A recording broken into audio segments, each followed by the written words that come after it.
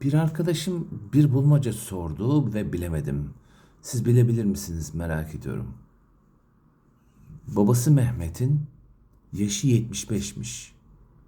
76'ya girecek 3 gün sonra. 76 diyelim biz. Babasının yaşı 76'ymış. Yeni eşin yaşı 26. Arkadaşım Levent bana sorduğu soru şu. Babamın bizden sakladığı kaç parası olabilir? Bu kız fark etmiş. Bizim fark edemediğimiz.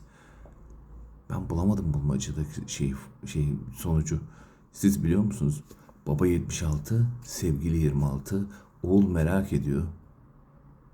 Kızı babasının ne kadar para sakladığını nasıl buldu ve ne kadar para saklamış olabilir babası?